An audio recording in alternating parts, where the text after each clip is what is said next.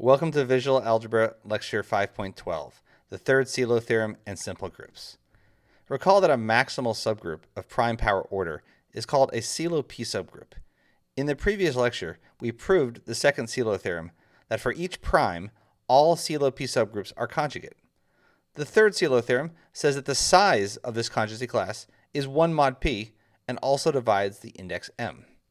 This imposes strong restrictions on the structure of finite groups. In many cases, this is enough to show that there must be a unique Sylow subgroup, which means that it must be normal. In this lecture, we will prove this theorem and then see a number of ways to apply it to show that groups of a certain order cannot be simple. We will also use it to classify all groups of order 12. Let's get started. Let's start with a picture that we saw in the previous lecture, but updated with what we know about the Sylow theorems. Here are the subgroup lattices of the 5 groups of order 12. And I've colored the p-subgroups blue for p equals 2, that is those of prime power order, and for p equals 3 in red. The first Sylow theorem says that p-subgroups come in towers. They always exist, and each one is contained in a bigger one. It's not saying that there's only one tower, maybe there's 2 of them, but the second Sylow theorem says that the tops of the p-group towers, that is the maximal p-subgroups, are conjugate, which means everything else has to sit inside them, meaning that there is a unique tower. We proved those in the previous lecture.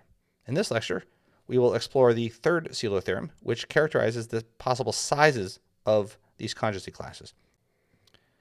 In particular, we will see that they have to be equivalent to 1 mod p.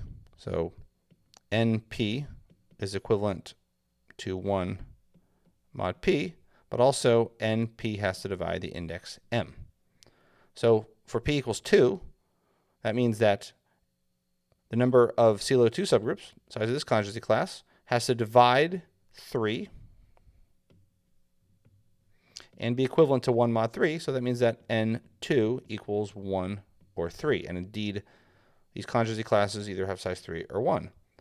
And for n equals 3, well, that means that it has to divide the index, this index, which is 4.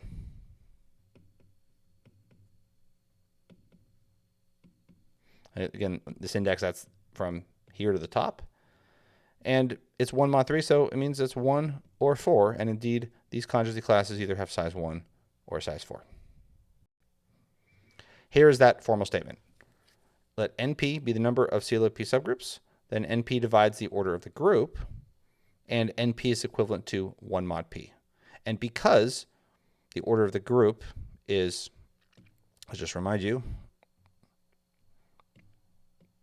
p to the n times m, and p and m are relatively prime, if this number divides the order of the group and it's not a multiple of prime p, then it has to divide m. Let's prove this. So it's going to involve a group action, but it might not be the first one that you think of, which is kind of the theme for a lot of these Sylow theorems. So maybe with experience, you might guess right. Let's start with a Sylow p-subgroup H. By the second Sylow theorem, all of these are conjugate. So the number of such Sylow p-subgroups is just the size of the conjugacy class of H. And by the orbit stabilizer theorem, that is the index of the normalizer of H, and that divides the size of the group. So that's this first result. Let's now prove the second. This subgroup H is going to act on the Sylow p subgroups by conjugation,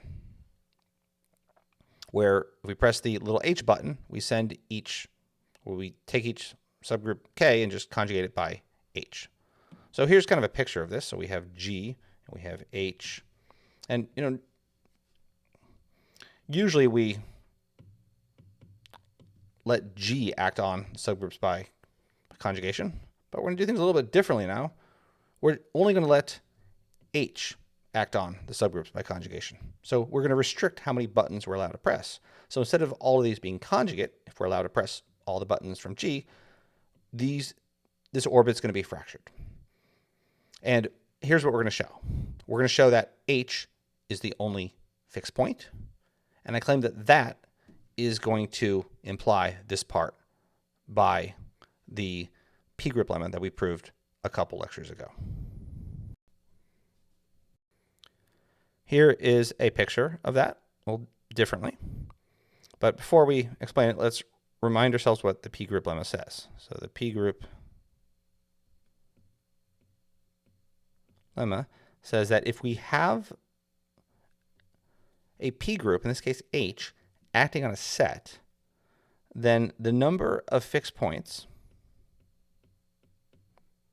is equivalent mod p to the size of the set. Now, how does that help us? Well, our set now is all Sylow subgroups. So by definition, the size of the set is NP, this thing right here. So if we can show that there's a unique fixed point, we're done. That's exactly what we have to show, is that NP is equivalent to 1 mod P. So here's the idea. We have these Sylow p-subgroups that if G acts on them, they're all conjugate. It's all in one orbit. But H is acting on them. And remember, H has order p to the n because it's a Sylow p-subgroup. So that means that the size of every orbit, by the orbit stabilizer theorem, has to divide the size of H. So in particular, the size of every orbit is a power of p, or it's a multiple of p. Well, a power of p, because this is p to the n. All we need is a multiple of p. So here are the orbits. And if we reduce these things, mod p, well, what do we get? All of these things here contribute 0 plus 0 plus 0. These are all sizes of these are multiples of p. And if we have one fixed point, then this contributes 1, and the total is equal to 1. So that's the goal. Show that this action has a unique fixed point, which is H. And let me just remind you that H is acting on the set S of Sylow p-subgroups of G by conjugation. So if we have some K, it gets sent to H inverse KH when we press the little H button. Okay, so how do we show there's a unique fixed point? Well, first of all, do you agree that H is a fixed point? So H is a fixed point. And why is that? Because if we take anything in H, we conjugate H inverse H, little h, we get H. That's a fixed point. So let's take another fixed point. Let's say that K is a fixed point. All we have to do is show that K is equal to H. So we want that K and H are equal, in which case we're done. And that's what we'll do. So K is a Sylow p-subgroup. And here's what we can say. We can say that H inverse K H is equal to K for all H. That's the definition of the fixed point with this action. And that is equivalent. What is that saying? That's saying that H normalizes K. So that says that H is in the normalizer of K, which of course is a subgroup of G. So how is that going to help us? Let's draw a little picture. So here's G, here's H, and here's K. And we know that these are conjugate in G. And we know that they each have a normalizer. Let's say this is the normalizer of G, sorry, the normalizer of H and G. And we have the normalizer of K. Now, these don't actually have to be at the same level. They don't have to be the same size, but for now, we'll just put them here. And we also know that every subgroup is normal in its normalizer. So both of these are normal relationships. This, of course, is like that. And now what did we just show? We just showed that H is contained in the normalizer of K. So this condition right here tells us that H is contained in this. Now, what's the problem? Well,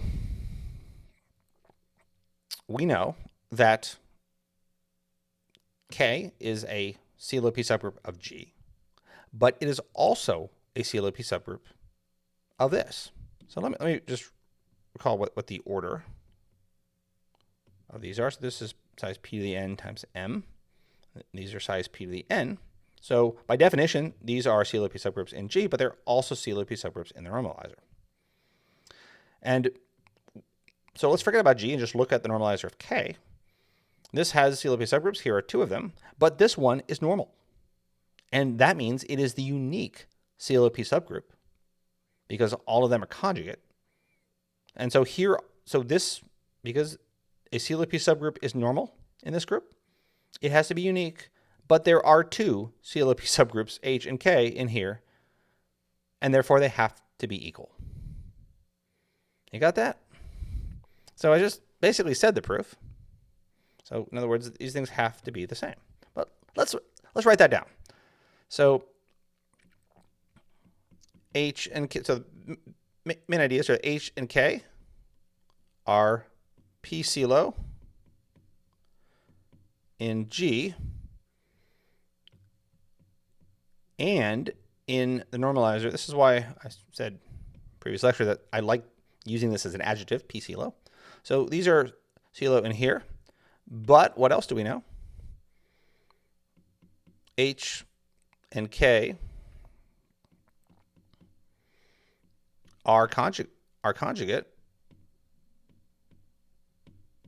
in the normalizer of K, because by second Sylow theorem, all Sylow subgroups are conjugate. But this is normal.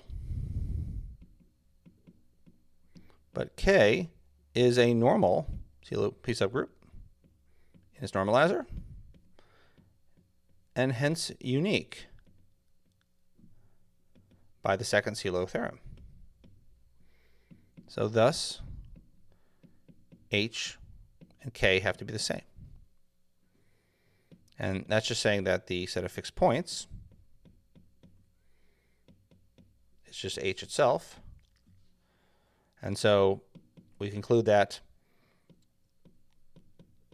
the size of the set, which is the number of Sylow p-subgroups of G, is equivalent, mod p, to the number of fixed points,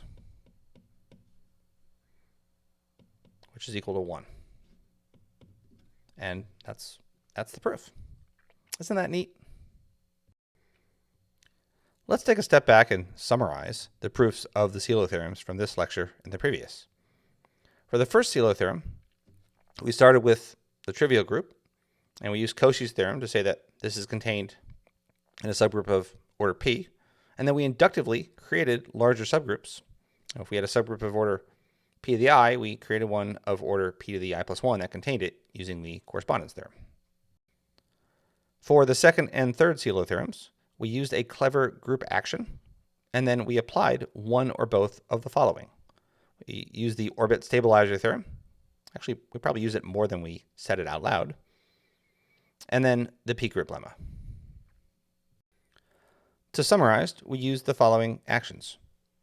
For the second Sylow theorem, we took a Sylow p-subgroup K and let it act on the right cosets of another Sylow p-subgroup H by multiplication. Then for the third Sylow theorem, I guess we sort of use the action of G on the Sylow p-subgroups by conjugation. Just the fact that we spoke about a single conjugacy class, we were using this whether or not we said it explicitly. But then the action that we really analyzed was that of a Sylow p-subgroup H on the set of all Sylow p-subgroups by conjugation. By the third Sylow theorem, every group G of order 12 must have n3 Sylow 3 subgroups, each of order 3, and n3 divides 4 and is equivalent to 1 mod 3, so it must be either 1 or 4, and n2 Sylow 2 subgroups of order 4, and this number divides 3 and is 1 mod 2, which just means it's odd, so there's 1 or 3. But both are not possible. There simply aren't enough elements in a group of order 12 to have 4 subgroups of order 3 and 3 subgroups of order 4. So if we have 4 subgroups of order 3, here's a picture that we have. We already know that we have a subgroup of order 4, which has to intersect trivially with any order 3 subgroup. So this literally uses up all of the elements. On the other hand, if we have 3 subgroups of order 4, then they intersect, well, maybe they intersect trivially, but most likely they intersect in 2 elements. This is kind of the most space-efficient way, is if they do intersect in 2 elements. And if we do that, then we know we have a subgroup of order 3, so that's this one here. And then we only have space for we only have 2 other non-used elements. There's no way we can get 4 order 3 subgroups. So it's not necessarily clear what these elements are. I think they will actually have order 6. Well, they can't have order 3 because then we would not have 4 order 3 subgroups, and they can't have order 4 because then we'd have another order 4 subgroup. And I don't think they can have order 2. I think if they had order 2, then I think we could claim that these 4 subgroups were a V4 subgroup, and then we would have another order 4 subgroup. So I think these things have to have order 6. And if this has order 6, then it generates a cyclic group of order 6, which contains this and its inverse, 2 elements of order 3, and then the identity and an element of order 2. Here's another way to see this, sort of a subgroup lattice picture of the same thing. If we had 4 subgroups of order 3, then we have 9 elements over here. So each of these has 2 non-identity elements plus the identity, and we have 8 elements over here. This is the best case scenario if they intersect in a single subgroup, and there's no way this is possible if G has order 12. Let's now classify the groups of order 12. And since you already know them, I'm just going to keep this picture up throughout. We know from the Sylow theorems that there is a Sylow 2 subgroup, we'll call it P, which must be either C4 or V4, and a Sylow 3 subgroup, we'll call it Q, which must be C3. Now notice that these groups must intersect trivially because they have relatively prime order, and they must generate the entire group because the size of the product is the size of P times the size of Q divided by the size of their intersection. So in particular, let's just write this down. So P intersect Q is trivial, and G equals PQ. So we proved that at least one of these has to be normal, which means that any group of order 12 has to be a direct or semi-direct product of its Sylow p-subgroups. In the first case, when there's one Sylow 2 and Sylow 3 subgroup, that means that both of these, P and Q, have to be normal. So this tells us that P is normal in G, and Q is also normal. And so that means that G is isomorphic to P cross Q. And there are 2 cases. There's C4 cross C3, which of course is isomorphic to C12.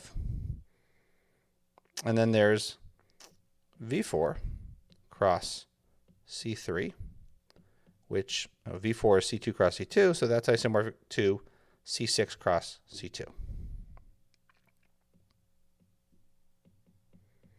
So these 2 groups are the abelian ones that are right here. Case 2, the Sylow 2 subgroup is normal. In this case, we have P is normal in G, and Q is not normal. So now we have a semi-direct product. So let me box that. So G is isomorphic to semi-direct product of P with Q, which is, I'm going to say C3. Now I'm not going to put a homomorphism here because we'll see that there's only one of them. But let's try both possibilities for P, C4 and V4. So if we have a semi-direct product, that means that we have a homomorphism C3. Let me put a line here. To the automorphism group of C4, which we know is just C2, because it's an abelian group of order things relatively prime to 4. So that's 1 and 3. So there is no non-trivial homomorphism from C3 to C2. So, I mean, that's not possible. I mean, we can do the trivial homomorphism, but then that's going to give us the direct product. And here we know that this is not normal. So that doesn't work. So let's try the other one. Let's try homomorphism from C3 to the automorphism group of V4, which we saw in the previous chapter is isomorphic to D3. Now there is a homomorphism. There's two of them. We can send R to R or R to R squared, but those are equivalent. So in this case, we get a semi-direct product. And this leads to, I'm just going to write it up here, V4. Actually, let me write it down here because there's more room. So we get V4, semi-direct product of V4 with C3. And now which one of these is that? So that's this one here. No, it's not. It's V4 is normal, and the C3s are not. So that's going to be A4. Now we have case 3. So we have Q is normal. And so let's try the same thing that we did here. Try both possible semi-direct products. So in one of them, let's try C4 to the automorphism group of C3, which of course is C2. There is a unique non-trivial automorphism, sends the generator here to the non-identity element here. So that gives us a unique semi-direct product, which is C3, semi-direct product of or with C4. So let's box that. So which one of these groups is that? Well, C3 here is normal. Oh no, that's not C4. C3 here is normal. C4 is not. So that is just the dicyclic group. And finally, we have one more possibility that I think I can slightly squeeze in the margin. So we have V4 to the automorphism group of C3, which is, of course, C2. And that works. We can send a non-trivial element in here to the non-trivial element here. There's several homomorphisms. They'll all be, they're basically the same. They give us the same semi-direct product. And that is going to be C3 semi-direct product V4. And that is D6 right here. So here's our normal C3, and here's our non-normal V4. So there's some of the details I didn't write down because I really didn't have space, and I think it's a good exercise, but I don't want to spend time in lecture doing that. But basically, here's how we classify groups of order 12. The Sylow theorems tell us that they have to be a direct or semi-direct product. And then we just go through all the cases, and we get 5 of them. We'll spend most of the rest of the lecture talking about simple groups, or groups that cannot be simple. So let's just remind ourselves that a group is simple if its only normal subgroups are G and the trivial group. Simple groups are to groups what primes are to integers, and they are essential to understand. In the next chapter, we will look at extensions of groups, and simple groups will play a key role there. We'll show that we can always break up a group into something called extensions, basically iteratively build it up using simple factors. The Sylow theorems are very useful for establishing statements like the following. There are no simple groups of order k for some k. Though I've said it before, I want to emphasize it because it's one of our main tools. Since all Sylow p-subgroups are conjugate, a Sylow p-subgroup is normal if and only if it's the unique Sylow p-subgroup. That is, if np equals 1. One of these directions is always true. If we have a unique subgroup of a certain order, it has to be normal, but the converse holds by the second Sylow theorem because they all have to be conjugate. In other words, if we can show that np equals 1 for some prime p dividing the order of a group, we know that G cannot be simple. For some orders, this is harder than for others, and sometimes it's not even possible. But here's a general tip. It doesn't always work, but it's a good rule of thumb.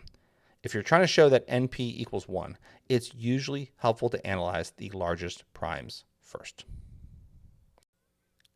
We'll see 3 examples of showing that groups of a certain size cannot be simple in successive order of difficulty. Then we'll see several that I will leave as exercises, partially because I like to assign them as homework. Though don't worry, I will give an outline for how the proof goes. Here's the first one. Show there are no simple groups of order 84. And let's factor that as 2 squared times 3 times 7. Remember my rule of thumb? Start with the largest prime first. So n7 divides 2 squared times 3. That's the index of a Sylow 7 subgroup. And that's equal to 12. So that means that n7 must be either 1, 2, 3, 4, 6, or 12. However, we also know by the third Sylow theorem that n7 is equivalent to 1 mod 7. So how many of these numbers are equivalent to 1 mod 7? Well, only one of them. So right away, with no extra work, we get that n7 equals 1. So the Sylow 7 subgroup is normal. And that's that. And let me just mention, I said start with the largest prime first. Let's see what happens if we start with different primes. So if we start with n3, so n3 divides the index of a Sylow 3 subgroup, which is 2 squared times 7, which is 28, and n3 is equivalent to 1 mod 3. So that means that n3 as a divisor of 28 must be 1, 2, 4, 7, 14, or 28. And how many of these are equivalent to 1 mod 3? Well, let's see. How many of them are not? Well, that one's not. That one's not. But we still have 4 possibilities. So it narrows it down, but it doesn't tell us. And that really is because there are certainly groups of order 84, I'm pretty sure, that have more than one order 3 subgroup. So next, let's do n2. So n2 divides 3 times 7, which is 21, and n2 is equivalent to 1 mod 2. So it's a divisor of 21. That is odd. So we have 1, 3, 7, or 21, and again, that doesn't narrow it down either. And that's because there probably are examples of groups that have more than one order, not order 2, order 4 subgroup, a Sylow 4 subgroup. Here's our next example, and we can't expect to get as lucky as we did in the previous case. So 351 will show that there are no simple groups of that order. And this factors as 3 cubed times 13. So let's say that a Sylow 13 subgroup, we'll do that one first. Let's call it P, has order 13, and a Sylow 3 subgroup, Q, has order 27. And of course, P intersect Q has to be trivial. That's always going to be the case for Sylow subgroups of different primes. So let's start with our largest prime first. So n13 divides 3 cubed, which is 27. And so that means that n13 has to be either 1, 3, 9, or 27. But we also know that n13 is equivalent to 1 mod 13, and that eliminates 3 and 9 right away, but unfortunately, it does not eliminate 27. So let's look at the, we could look at the, let's look at the next one. So I don't think we're going to need it, but n3 divides 13, which means that n3 equals 1 or 13, and n3 is equivalent to 1 mod 3. So both of these things are possible. So unfortunately, we can't eliminate this one. It's always good to check. So here's what I claim. We cannot have a group of 351 elements contain 27 subgroups of size 13 and 13 subgroups of, careful, not size 3, but of size 27. So there's just not that many elements in here. And here's the basic idea. So let's suppose that we have 13 subgroups, or 27 subgroups of order 13. So here is, I'll just kind of draw them like this. So suppose that we have 27 subgroups, and each one of these I'll say,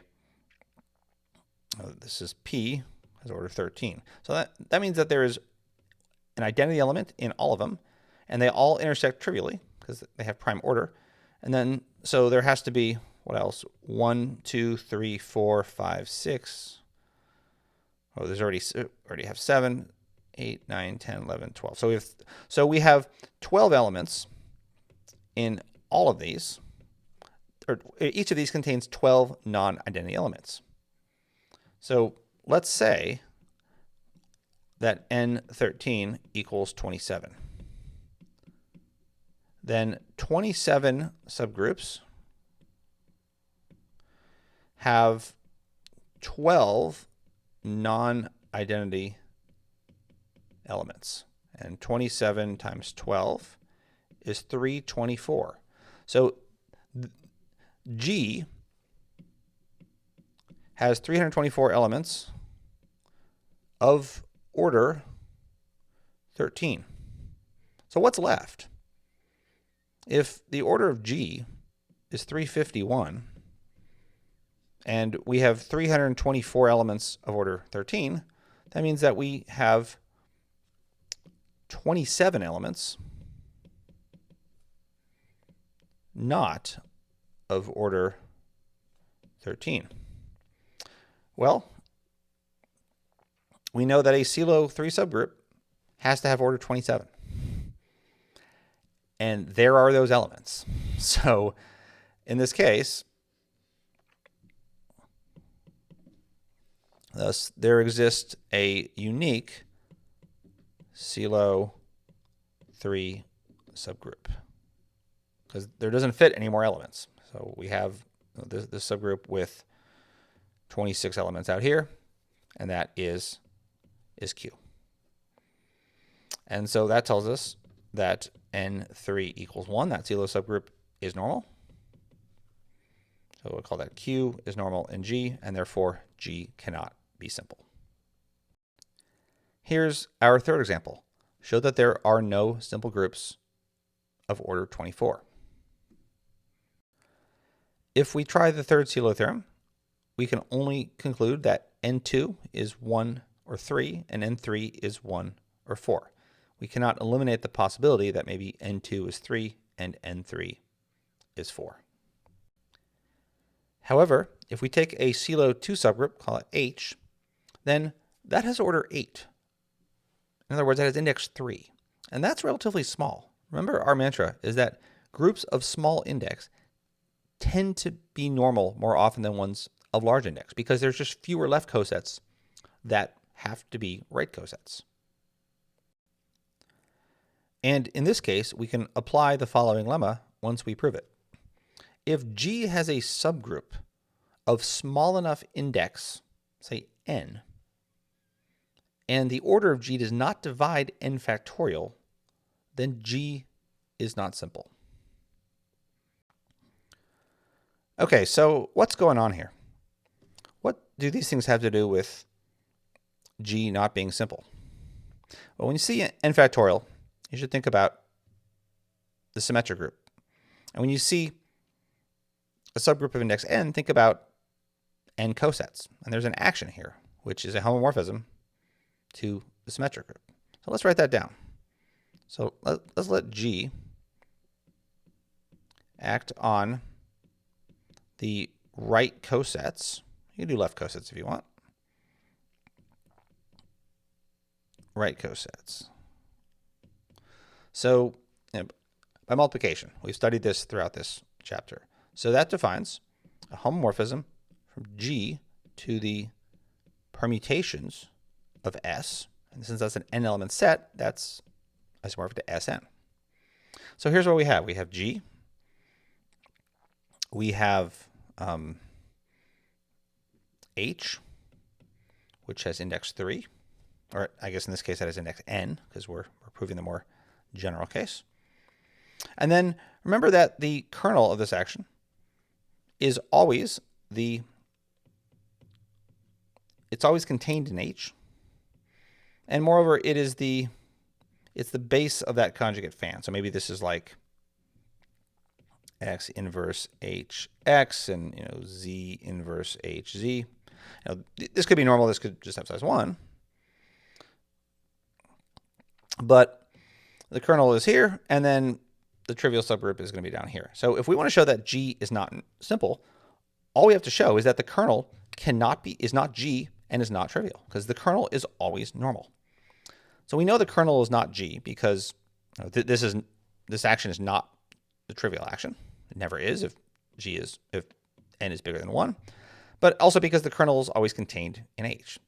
So why is the kernel not the trivial group? In general, it could be for an action like this.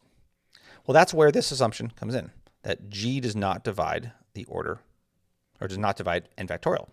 So we cannot have an embedding from G into Sn if the order of G does not divide the order of n. Because anytime we have an embedding iota, say from G to another, so G1 to G2, that means that the image of iota is a subgroup of G2, or is isomorphic to a subgroup of G2. So the size of this divides the size of that, but we've precluded that. So if the kernel were trivial, then phi would be an embedding from G into Sn, but that's impossible because the size of G does not divide the size of Sn, which is n factorial. And that's that. So in general, anytime that the index n is small enough that, or G is big enough that does not divide the corresponding symmetric group, G cannot be simple. And in this case, we have that case. So we have a Sylow 2 subgroup, and G, the index of H in G, is equal to 3. And the size of G, which is 24, does not divide 3 factorial. So groups of order 24 cannot be simple. We can also use this to, this can be used for a lot of other orders.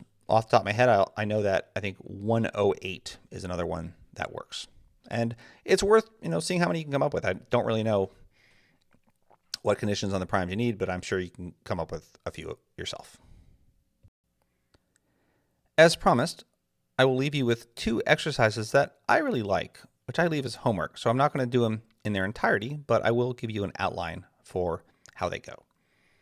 So for this one, the group GL3Z2 is simple, of order 168. It's actually the second smallest non-abelian simple group after A5. And we have to prove that it is a subgroup of A8. So how do you do that? That's kind of these Sylow theory exercises turned on their head. Well, when you see A8, you should think that A8 is a subgroup of S8. So maybe there's some sort of action involved on a set of 8 elements. So where can we find one of those? Well, here is a subgroup of index 8. So this has 8 cosets. But a priori, we don't necessarily know that such a subgroup exists. It has order 21. That's not Sylow for. So let's move on. What else is there? Here are the Sylow 7 subgroups. There's 8 of them.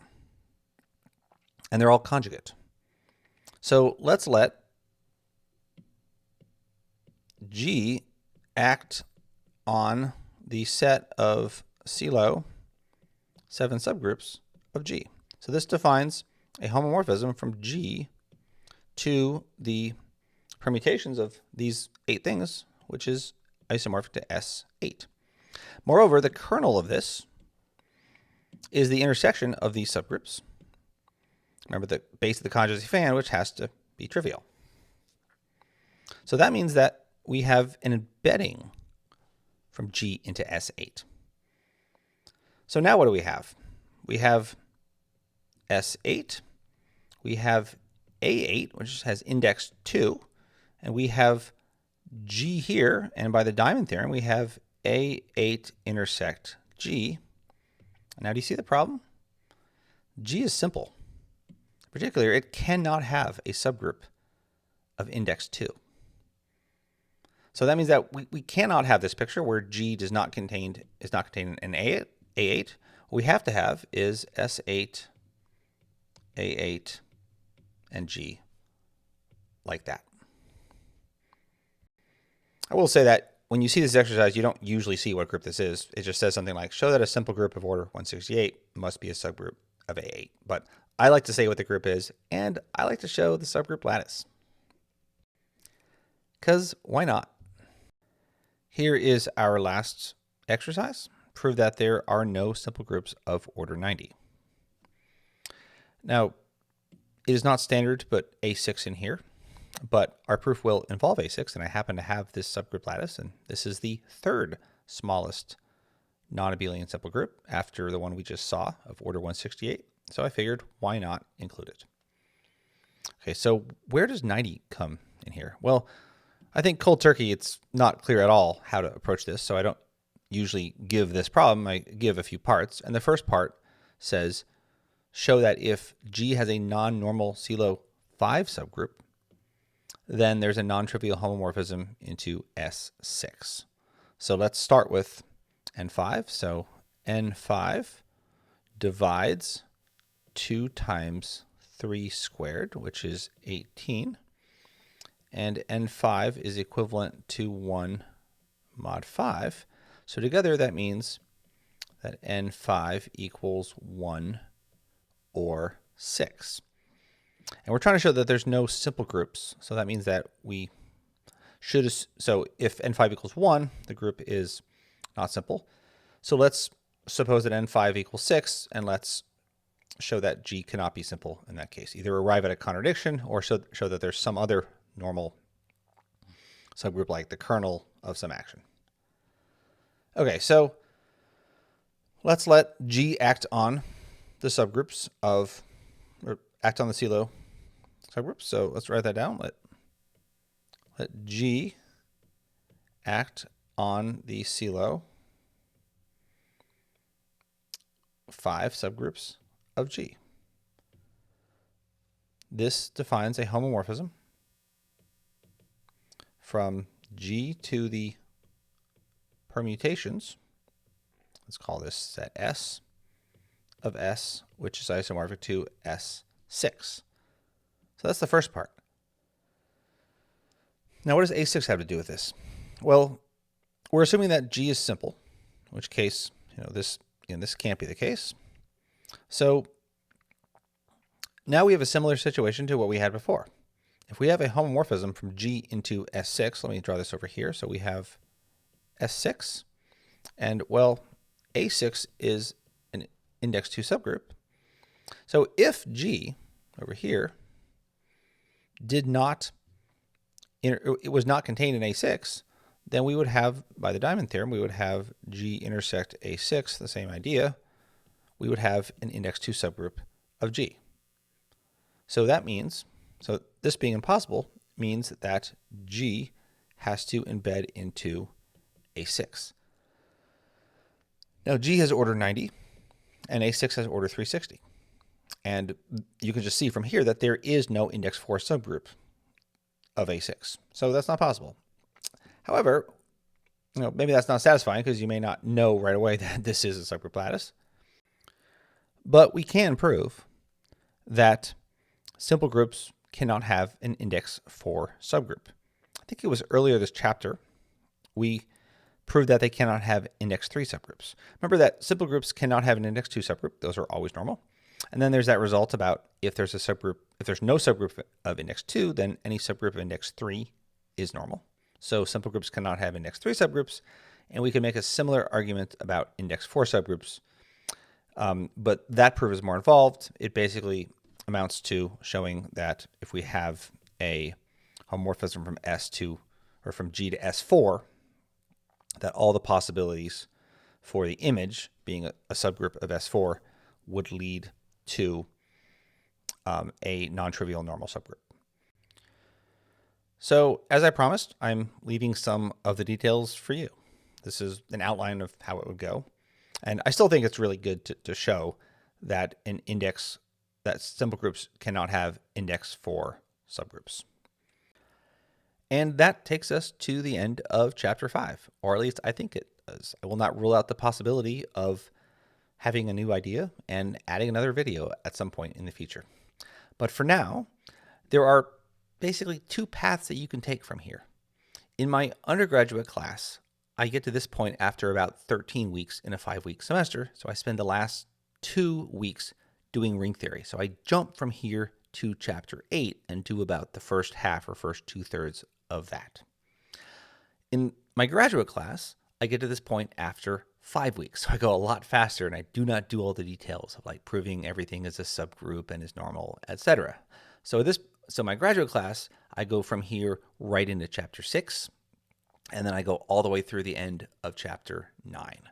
So chapter 6 is on group extensions. So we'll start by looking at simple groups, kind of continue this theme, and then talk about composition series, how to decompose groups, looking at extensions of groups, so how to break up groups into extensions, and how to do that iteratively. It's kind of like a way to factor groups into smaller pieces.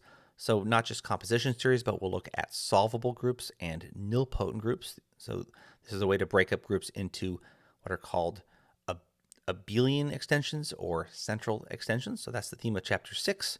And then chapter 7 is on universal properties. That naturally follows after chapter 6. But if you jump into chapter 8 on ring theory, then the chapter after that is on domains.